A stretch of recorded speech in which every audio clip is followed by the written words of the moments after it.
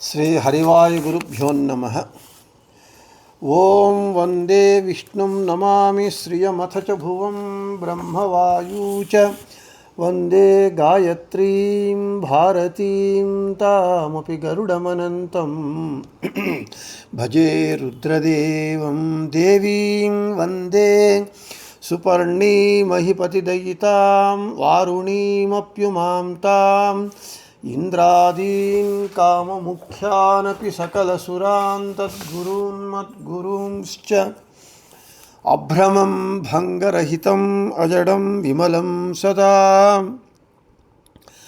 ಆನಂದತೀರ್ಥಮತುಲಂ ಭಜೆ ತಾಪತ್ರಯಾಪಹಂ ಸಾಧಿತಾ ಕಿಲ ಸತ್ತತ್ವಂ ಬಾಧಿತಾ ಕಿಲ ದುರ್ಮತಂ ಬೋಧಿತಾ ಕಿಲ ಸನ್ಮಾರ್ಗಂ ಮಾಧವಾಕ್ಯೈತಿಂ ಭಜೆ ಸಂಸ್ಥಾನರಕ್ಷಣೆ ಶೂರಾನ್ ಪ್ರಸನ್ನಾನ್ ರಾಘವಾರ್ಚನೆ ಪ್ರಣಮಾಮಿ ಗುರೂನ್ ನಿತ್ಯಂ ಪ್ರಸನ್ನಶೂರಮಾಧವಾನ್ ಪ್ರಸನ್ನಶೂರಮಾಧವಕರಾಬ್ಜೋತ್ಥಾನ್ ಯತೀಶ್ವರಾನ್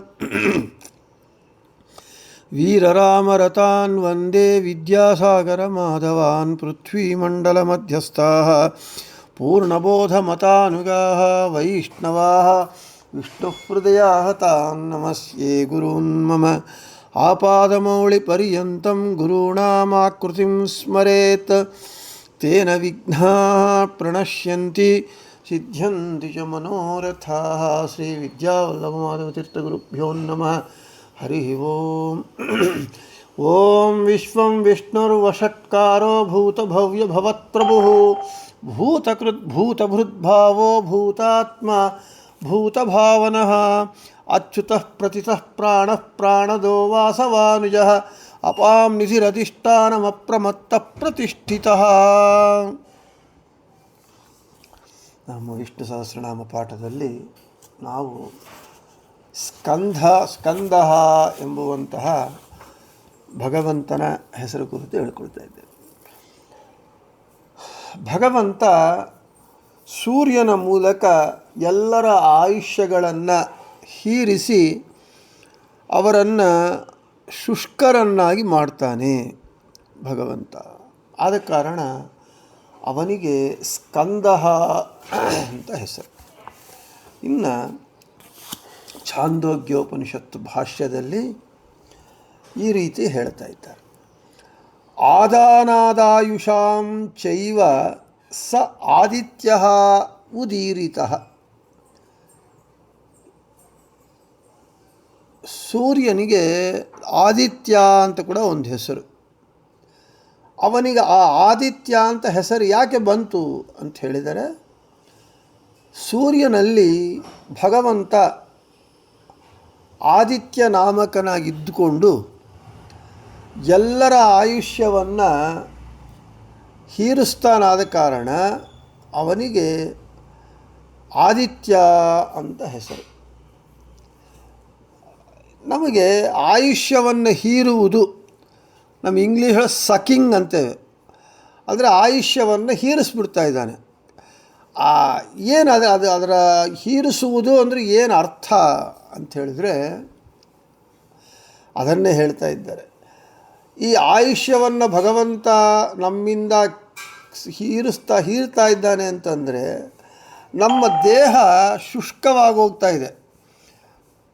ನಾವು ಸಣ್ಣ ಮಗುವಿದ್ದಾಗ ಎಷ್ಟು ಆರೋಗ್ಯವಾಗಿರ್ತೇವೆ, ಯುಕ್ತ ವಯಸ್ಕರಾದ ಮೇಲೆ ಎಷ್ಟು ಹೆಲ್ದಿಯಾಗಿ ಎನರ್ಜೆಟಿಕ್ಕಾಗಿ ಎಂಥೂಸಿಯಾಸ್ಟಿಕ್ಕಾಗಿರ್ತೇವೆ.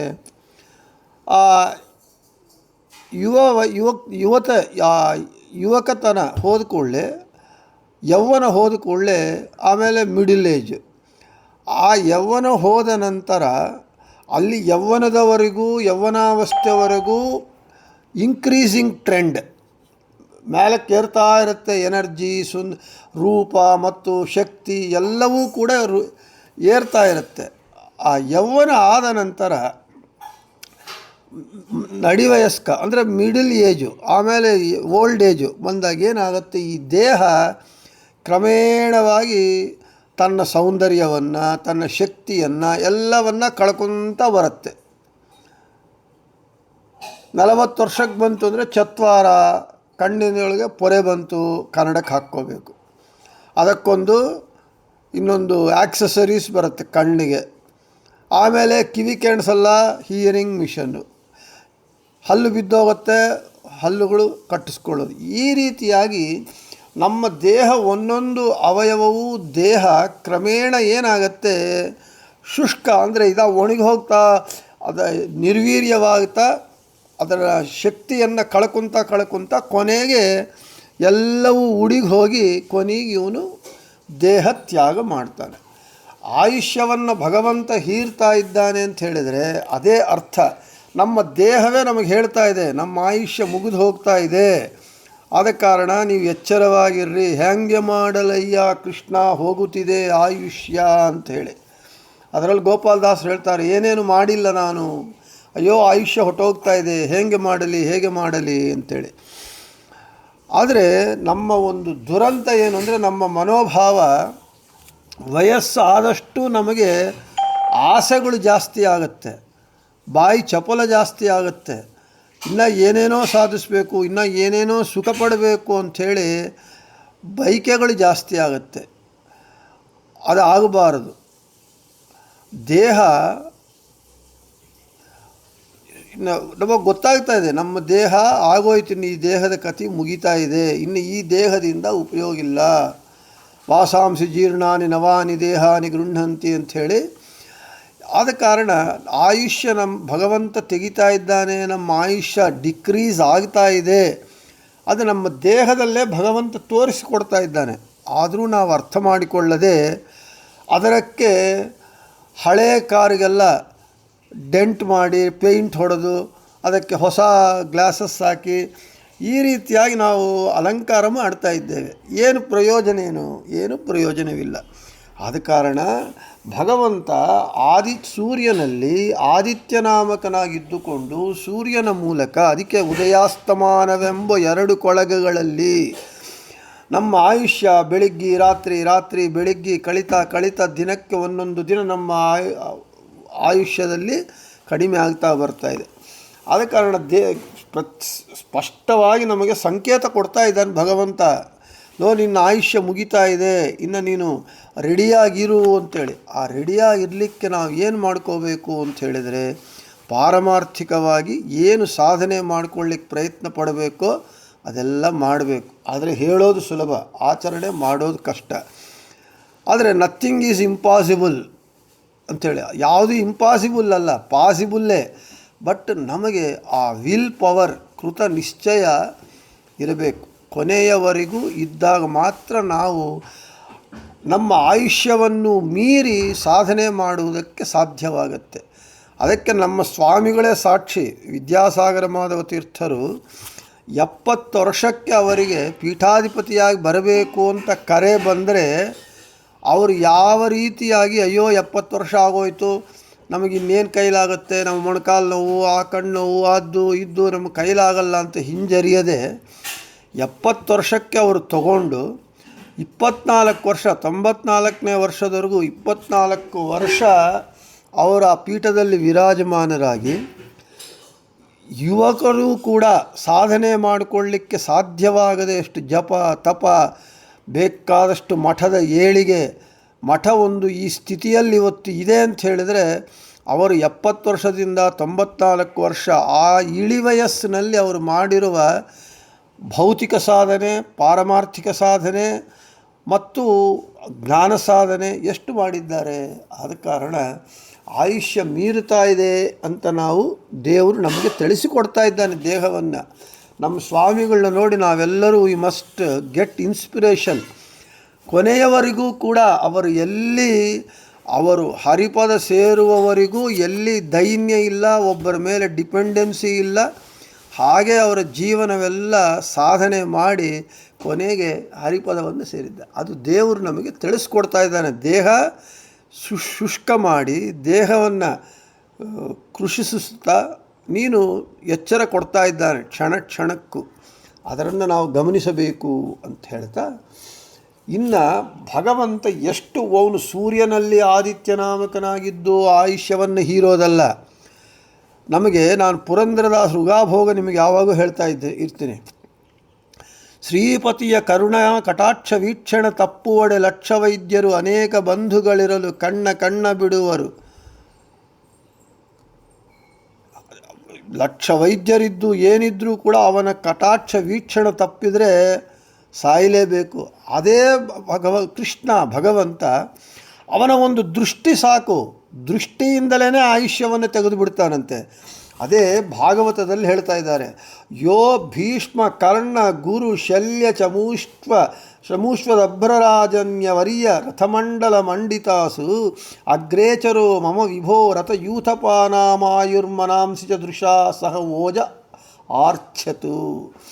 ಕೃಷ್ಣಾವತಾರದಲ್ಲಿ ಮಹಾಭಾರತದ ಯುದ್ಧ ಸಂದರ್ಭದಲ್ಲಿ ನಾವೇನು ಅಂದ್ಕೊಳ್ತಾ ಇದ್ದೇವೆ, ಕೃಷ್ಣ ಸಾರಥಿ, ಅರ್ಜುನ ರಥ, ಭೀಮಸೇನ ದೇವರು ಯುದ್ಧ ಮಾಡಿದರು, ಭೀಮಸೇನ ದೇವರೆಲ್ಲರನ್ನ ಸಾಯಿಸಿದರು, ಅರ್ಜುನ ಸಾಯಿಸಿದ, ನಕುಲ ಸಹದೇವರು ಸಾಯಿಸಿದರು ಅಂತ ನಾವು ಹೇಳ್ಕೊಳ್ತಾ ಇದ್ದೇವೆ. ಏನಿಲ್ಲಂತೆ, ಕೃಷ್ಣ ಒಂದು ಬಾರಿ ತಾನು ರಥ ಸಾರಥಿಯಾಗಿ ನಿಂತು ಕೌರವರ ಕಡೆ ಇರುವಂತಹ ಅವರೆಲ್ಲರ ಒಂದು ಸೈನ್ಯವನ್ನು ಸುಮ್ಮನೆ ಒಂದು ಸಲ ನೋಡಿದಂತೆ ಭಗವಂತ. ಶ್ರೀಪತಿಯ ಕರುಣಾ ಕಟಾಕ್ಷ ವೀಕ್ಷಣ ತಪ್ಪುವಡೆ, ಅಲ್ಲಿ ಅವನ ವೀಕ್ಷಣ ತಪ್ಪಿದರೆ ಸಾಯಲೇಬೇಕು. ಅದೇ ಅವನಿದ್ದರೆ ಕಾನನದಲ್ಲಿ ತಾಪಸಿ ಒಂಟಿಯಾಗಿರಲು ಅಂಜಬೇಡವೆಂದು ಕಂಜನಾಭನೆ ಬಂದು ಆಪತ್ತುಗಳ ಪರಿಹರಿಸುವ ಪುರಂದರ ವಿಠ್ಠಲ. ಅದೇ ಭಗವಂತನ ಕರುಣಾ ಕಟಾಕ್ಷ ವೀಕ್ಷಣೆ ಇದ್ದರೆ ಅವನು ತಾಪಸಿ, ಒಂದು ಭಕ್ತ, ಕಾನನದಲ್ಲಿ ಒಂಟಿಯಾಗಿದ್ದರೂ ಕೂಡ ನೀನು ಅಂಜಬೇಡ ಅಂತ ಬಂದು ಆ ಕಂಜನಾಭನು ಬಂದು ಆಪತ್ತುಗಳನ್ನು ಪರಿಹಾರ ಮಾಡ್ತಾನೆ. ಯಾವ ಒಂದು ಭಗವಂತ ಸುಮ್ಮನೆ ಆ ಕೌರವ ಸೇನೆಯಿಂದ ಒಂದು ಸಲ ಸುಮ್ಮನೆ ಹಾಗೆ ನೋಡಿದಂತಷ್ಟೇ, ಭಗವಂತನ ಒಂದು ದೃಷ್ಟಿಯಿಂದಲೇ ಕೌರವರ ಸೈನ್ಯರ ಆಯುಷ್ಯವನ್ನೆಲ್ಲ ಹೀರಿಸ್ಬಿಟ್ನಂತೆ ಸುಮ್ಮನೆ. ಅಷ್ಟೇ ಅಲ್ಲ, ಅವರ ಆಯುಷ್ಯವೇ ಅಲ್ಲ, ಅವರ ಮನಸ್ಸು, ಓಜಸ್ಸು, ಬಲ ಎಲ್ಲವನ್ನ ಹೀರಿಸಿಬಿಟ್ಟು ಭೀಷ್ಮ, ಕರ್ಣ, ಕೃಪಾಚಾರ್ಯರು, ಅಶ್ವತ್ಥಾಮಾಚಾರ್ಯರು, ದ್ರೋಣಾಚಾರ್ಯರು, ಮಹಾಪರಾಕ್ರಮರಾದಂತಹ ಅವರೆಲ್ಲರನ್ನ ಕೂಡ ಒಂದು ಶುಷ್ಕರನ್ನಾಗಿ ಮಾಡಿಬಿಟ್ಟ, ಅಂದರೆ ನಿರ್ವೀರ್ಯರನ್ನಾಗಿ ಮಾಡಿಬಿಟ್ಟ. ಯಾವುದು? ತನ್ನ ದೃಷ್ಟಿ ಮಾತ್ರದಿಂದಲೇ. ಅದ ಕಾರಣ ಭಗವಂತನಿಗೆ ಸ್ಕಂದ ಅಂತ ಹೆಸರು. ಇನ್ನು ನೃಸಿಂಹಾವತಾರೇ ಸ್ತಂಭದ್ವಾರ ಸ್ವಯಂ ಆತ್ಮಾನಂ ಸ್ಕಂದತಿ ನಿಷ್ಕಾಸಯತಿ ಇತಿ ಸ್ಕಂದ. ಸರಿ, ಭಗವಂತ ಹುಟ್ಟಬೇಕು, ಪ್ರಾದುರ್ಭಾವವಾಗಬೇಕು. ಪ್ರಹ್ಲಾದ ಹೇಳಿದ, ನನ್ನ ಸ್ವಾಮಿ ಈ ಸ್ತಂಭದಲ್ಲಿ ನಿನ್ನ ಸ್ವಾಮಿ ಇದ್ದಾನೇನು ಅಂತ ಹಿರಣ್ಯಕಶಿಪು ಕೇಳಿದಾಗ ಪ್ರಹ್ಲಾದ ಇದ್ದಾನೆ ಅಂತ ಹೇಳಿದ.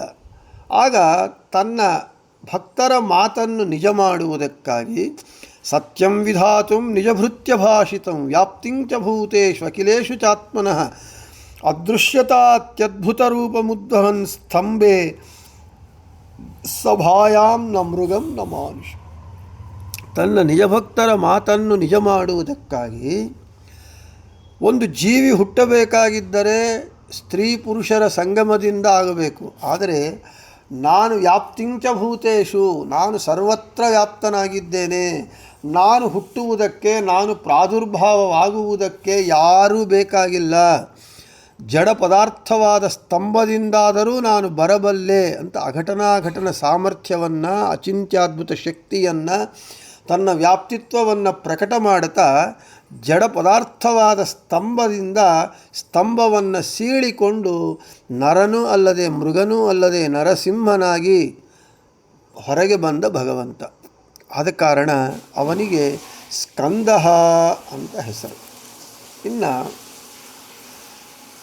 ಸ್ವಯಂ ಅಸುರಾದೀನ್ ಸ್ಕಂದಯತಿ ಶೋಷಯತಿ ಇತಿ ಸ್ಕಂದ.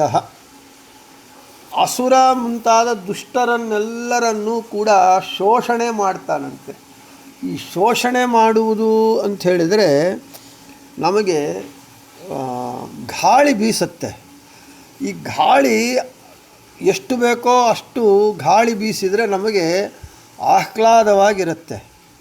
ಅದೇ ಗಾಳಿ ಬಿರುಗಾಳಿ ಬೀಸಿದರೆ, ಒಂದೇ ಗಾಳಿ ಬೀಸ್ತಾ ಇದ್ದರೆ ಏನಾಗುತ್ತೆ, ನಮ್ಮ ದೇಹ ಶೋಷಣೆ ಆಗಿಬಿಡುತ್ತೆ. ಅಂದರೆ ದೇಹದಲ್ಲಿ ಡಿಹೈಡ್ರೇಷನ್ ಆಗಿಬಿಡುತ್ತೆ, ನೀರು ಹೋಗಿ ದೇಹ ನಿರ್ವೀರ್ಯರಾಗಿಬಿಡುತ್ತೆ, ನಿಶಕ್ತಿ ಆಗಿಬಿಡುತ್ತೆ. ಅದೇ ನಾವು ಬಸ್ಸಲ್ಲಿ ಬರ್ತಾ ಬಿಸಿಲು ಕಾಲದಲ್ಲಿ ಗ್ಲಾಸ್ ತಕ್ಕೊಂಡು ಕೂತ್ರೆ ಸ್ವಲ್ಪ ಹೊತ್ತು ಹಾಯಾಗಿರುತ್ತೆ, ಆಮೇಲೆ ಆ ಗಾಳಿ ಬೀಸಿ ಬೀಸಿ ಬೀಸಿ ನಮ್ಮ ದೇಹದಲ್ಲಿರುವ ಶಕ್ತಿಯನ್ನೆಲ್ಲ, ಅದೇ ಶೋಷಣೆ. ನ ಶೋಷಯತಿ ಮಾರುತಃ, ಈ ಆತ್ಮನನ್ನು ವಾಯುವು ಕೂಡ ಶೋಷಣೆ ಮಾಡಲಾರದು. ಹಾಗೆ ಅಸುರ ಮುಂತಾದ ದುಷ್ಟರನ್ನು ಶೋಷಣೆ ಮಾಡ್ತಾನಂತೆ ಭಗವಂತ, ನಿರ್ವೀರ್ಯರನ್ನಾಗಿ ಮಾಡ್ತಾನೆ, ನಿಶ್ಶಕ್ತರನ್ನಾಗಿ ಮಾಡ್ತಾನೆ. ಆದ ಕಾರಣ ಭಗವಂತನಿಗೆ ಸ್ಕಂದ ಅಂತ ಹೆಸರು. ಅದೇ ಭಗವಂತನು ತನ್ನ ಭಕ್ತರಿಗೇನು ಮಾಡ್ತಾನೆ, ಸೃಗತೌ ಇತಿ ಧಾತೋ ಡ ಪ್ರತ್ಯಯೇ ಕೃತೆ ಸಂಜ್ಞಾನಂ ಕಂ ಸುಖಂ ಚ ಭಕ್ತಾನಾಂ ದದಾತಿ ಇತಿ ಸ್ಕಂದ. ತನ್ನ ಭಕ್ತರಿಗೆ ಸಂಜ್ಞಾನಂ, ಸ್ಕಂದ, ಸ್ಕಂದದಲ್ಲಿ ಸಂ ಅಂದರೆ ಜ್ಞಾನ, ಕಾ ಇದೆ, ಕಕಾರ ಇದೆ, ಕಂ ಸುಖಂ. ತನ್ನ ಭಕ್ತರಿಗೆ ಜ್ಞಾನವನ್ನು ಸುಖವನ್ನು ಕೊಡ್ತಾನಾದ ಕಾರಣ ಭಗವಂತನಿಗೆ ಸ್ಕಂದ ಅಂತ ಹೆಸರು. ಇನ್ನು ಸುಷ್ಟು ಸುಖಂ ಸುಖಮೇವಚ ಸ್ಕಂ ಉಪಪದಾಂತ್ಯಲೋಪ ತತ್ ದದಾತಿ ಇತಿ ಸ್ಕಂದ. ಶೇಷಚಂದ್ರಿಕಾಚಾರ್ಯ ಹೇಳ್ತಾರೆ, ಸಮೀಚೀನವಾದಂತಹ ಸುಖವನ್ನು ತನ್ನ ಭಕ್ತರಿಗೆ ಕೊಡ್ತಾನಾದ ಕಾರಣ ಭಗವಂತನಿಗೆ ಸ್ಕಂದ ಅಂತ ಹೆಸರು. ಇನ್ನು ನಮಗೆ ಸ್ಕಂದನು ಅಂತ ಹೇಳಿದರೆ ನಮ್ಮೆಲ್ಲರಿಗೂ ಗೊತ್ತಾಗೋದು ಷಣ್ಮುಖ ಅಂತಲೇ ಅರ್ಥ ಆಗುತ್ತಷ್ಟೆ. ಸ್ಕಂದ ಅಂತ ಹೇಳಿದರೆ ಭಗವಂತನೇ. ಆ ಸ್ಕಂದನಲ್ಲಿ ನಿದ್ದೆ ಹೇಳ್ಕೊಂಡಿದ್ದೇವೆ, ಸ್ಕಂದನಲ್ಲಿ ಇದ್ದು ಅವನಿಗೆ ವಿಶಿಷ್ಟ ಸೈನ್ಯಾಧಿಪತ್ಯವನ್ನು ಕೊಟ್ಟಿರುವವನು ಭಗವಂತನೇ ಅಂತ ಕೂಡ ನಾವು ಮುಂಚಿನದಲ್ಲಿ ಹೇಳ್ಕೊಂಡಿದ್ದೇವೆ. ಆದ ಕಾರಣ ಈ ರೀತಿಯಾಗಿ ಸ್ಕಂದ ಶಬ್ದವನ್ನು ಹೇಳಿಕೊಂಡು, ಇನ್ನು ಜಿಜ್ಞಾಸೆಯಲ್ಲಿ ಈ ಒಂದು ವಾದ,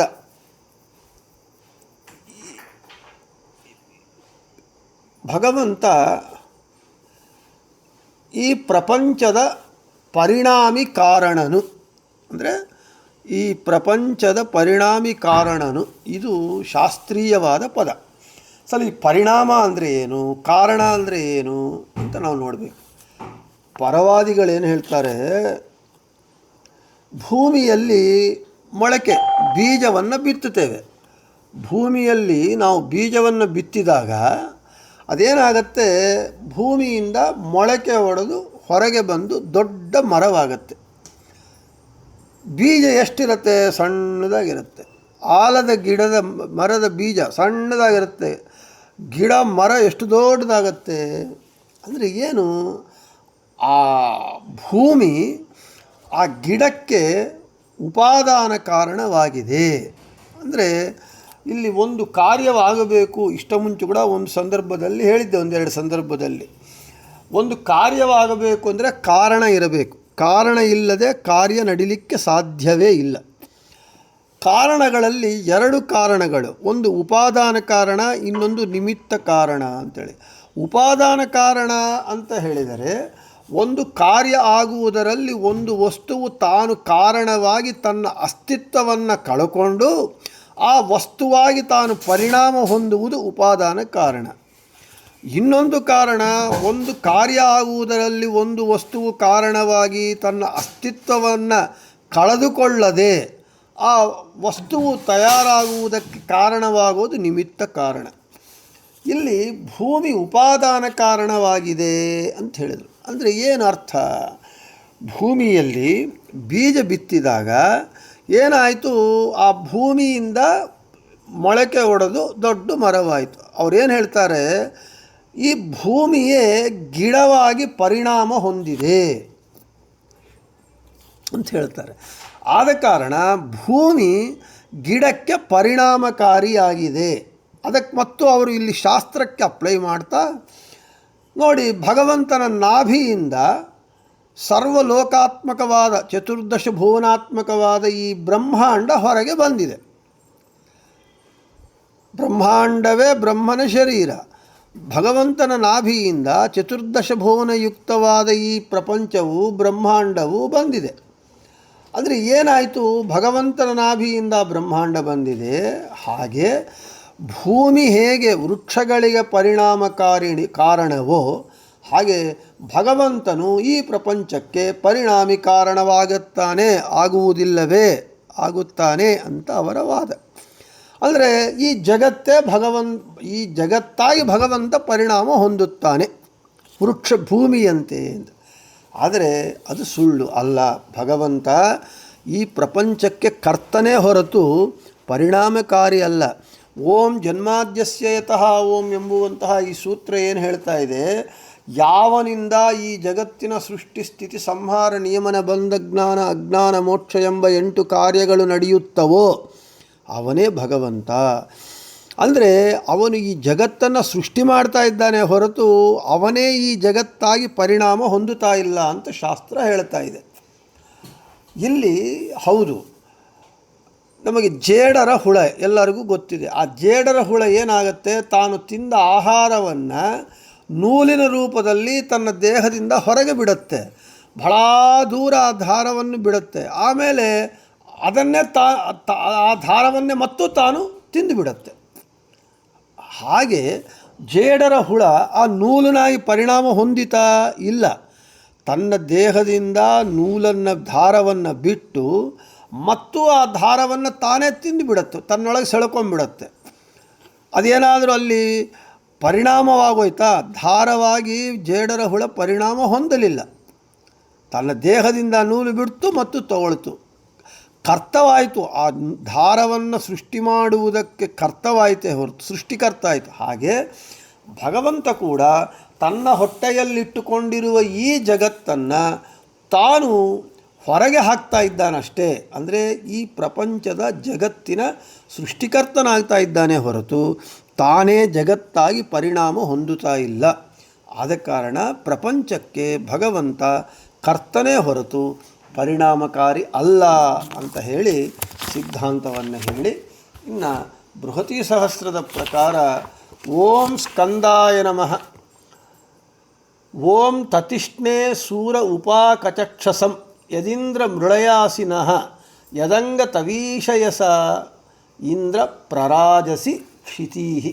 ಇಂದ್ರನು ಸೂರಃ ಸೂರ್ಯನಂತೆ ಇರುವ, ತ್ವಂ ನೀನು ಉಪಾಕಚಕ್ಷಸಂ ತನ್ನ ಬಳಿಯಲ್ಲಿರುವ ಭಗವಂತನನ್ನು ಕಂಡ ಭಕ್ತರನ್ನು ಅಭಿತತ್ನಿಷೆ ವಿಸ್ತಾರಗೊಳಿಸುವೆ. ಯತ್ ಹೇ ಇಂದ್ರನೇ ನೀನು ಭಕ್ತರನ್ನು ವಿಸ್ತಾರವಾಗಿ ಮಾಡ್ತೀಯ. ಯತ್ ಆದ್ದರಿಂದ ನಮ್ಮನ್ನು ಮೃಳಯಾಸಿ ಸುಖಗೊಳಿಸುತ್ತೀಯ. ಅಂಗ ಪ್ರೀತಿಪಾತ್ರನೇ ಇಂದ್ರನೇ ಕ್ಷಿತೀಹಿ ಸಮಸ್ತ ಭೂಮಿಗೂ ತವೀಶೀಯಸೆ ಒಡೆಯನಾಗಿರುತ್ತಿ, ಪ್ರರಾಜಸಿ ಬೆಳಗುತ್ತಾ ಇರುತ್ತಿ. ಸೂರ್ಯನು ಬಂದ ಕೂಡಲೇ ಕಮಲ ಏನಾಗತ್ತೆ, ಅರಳತ್ತೆ. ಸೂರ್ಯನ ನೋಡಿದ ಕೂಡಲೇ ಕಮಲ ಅರಳತ್ತೆ. ಹಾಗೆ ಭಗವಂತನು ಯಾರು ಭಕ್ತರು ಭಗವಂತನನ್ನು ಆಶ್ರಯಿಸಿಕೊಂಡಿರ್ತಾರೆ ಅವರನ್ನು ವಿಸ್ತಾರ ಮಾಡ್ತಾನೆ. ಅಂದರೆ ಅವರನ್ನು ಚೆನ್ನಾಗಿ ರಕ್ಷಣೆ ಮಾಡ್ತಾನೆ, ಅವರಿಗೆ ಚೆನ್ನಾಗಿ ಸುಖವನ್ನು ಅನುಗ್ರಹ ಮಾಡ್ತಾನೆ. ಆದ ಕಾರಣ ಹೇ ಸ್ವಾಮಿ, ನೀನು ಭೂಮಿಗೆ ಒಡೆಯನಾಗಿದ್ಯಾ, ಬೆಳಗುತ್ತಾ ಇದೆಯಾ, ನಿನಗೆ ನಮಸ್ಕಾರಗಳು ಅಂತ ಹೇಳ್ತಾ, ಯದೀಂದ್ರ ಮೃಳಯಾಸಿನಃ ಇಂದ್ರನೇ ನೀನು ನಮಗೆ ಸುಖವನ್ನು ತರುತ್ತಿ ಎಂಬ ಈ ಮಂತ್ರಭಾಗ ಸ್ಕಂದ ಎಂಬ ವಿಷ್ಣುನಾಮವನ್ನು ಸೂಚನೆ ಮಾಡ್ತಾ ಇದೆ. ಸುಲಲಿತವಾದ ಸುಖಕ್ಕೆ ಸ್ಕ ಅಂತ ಹೇಳ್ತಾರೆ. ಸ್ಕಂ ಅಂದರೆ ಸುಖವನ್ನು, ಕೊಡುವುದರಿಂದ ವಿಷ್ಣುವು ಸ್ಕಂದ ಅಂತ ಅನಿಸಿದ್ದಾನೆ. ಸುಷ್ಟು ಕಂ ಸುಖಂ ಸುಖಮೇವ ಸ್ಕಂ ತತ್ ದದಾತಿ ಇತಿ ಸ್ಕಂದ ಇತಿ ನಿರುಕ್ತೆ ಸ್ಕಂದಮೂರ್ತಿರತ್ರ.